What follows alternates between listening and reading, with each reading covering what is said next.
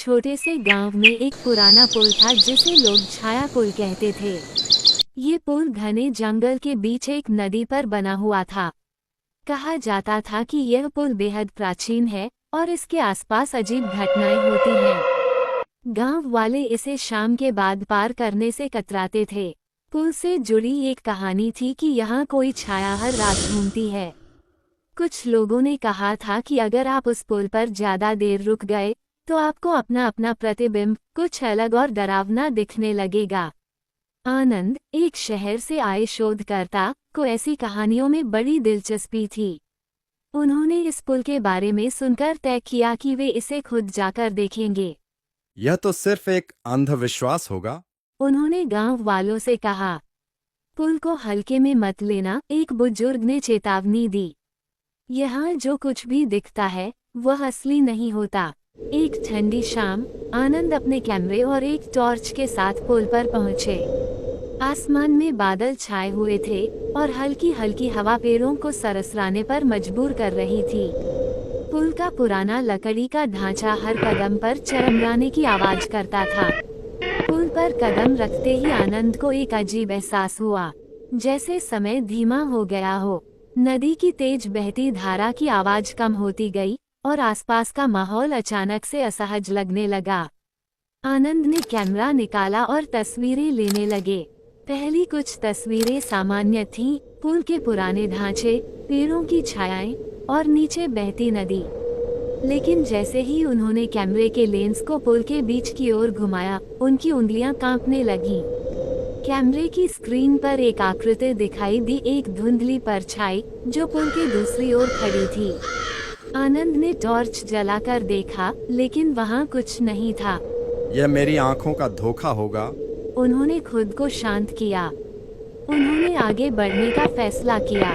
जैसे ही वे पुल के बीच में पहुंचे, ठंडी हवा अचानक थम गई। पूरी जगह पर अजीब सी चुप्पी छा गई। आनंद को अपने ही कदमों की आवाज गूंजती हुई सुनाई दी। तभी उन्हें महसूस हुआ कि कोई उनके पीछे चल रहा है। उन्होंने तुरंत मुड़कर देखा, लेकिन वहां कोई नहीं था। टॉर्च की रोशनी केवल पुल की पुरानी लकड़ियों पर पड़ी। यह सब मेरा भ्रम है।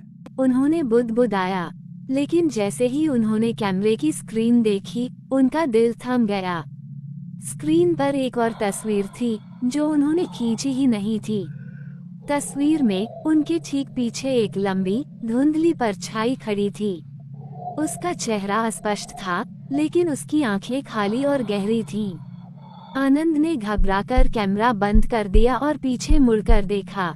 अब उन्हें पुल के दोनों सिरों पर वही परछाई खड़ी दिखाई दी। दोनों परछाइयों के बीच वे अकेले फंस गए थे।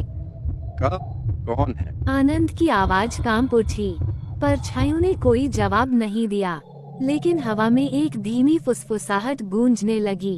यहाँ रुक जाओ, तुम अब लौट नहीं सकते। आनंद के पैर मानो जम गए। उन्हें समझ नहीं आ रहा था कि क्या करें। लेकिन तभी एक हल्की सी हवा चली और वे अपने कदम पीछे खींचने लगे। जैसे जैसे वे पुल से पीछे हटते गए, परछाइयां भी धीरे धीरे धुंध में विलीन हो गईं। पुल के आखिर में पहुंचकर आनंद ने देखा कि वो नदी और जंगल अब सामान्य लग रहे थे। चिड़ियों की आवाजें फिर से सुनाई देने लगी थी और हवा में ठंडक तो थी, लेकिन भय नहीं। आनंद ने गांव लौटकर अपना अनुभव किसी से नहीं बताया।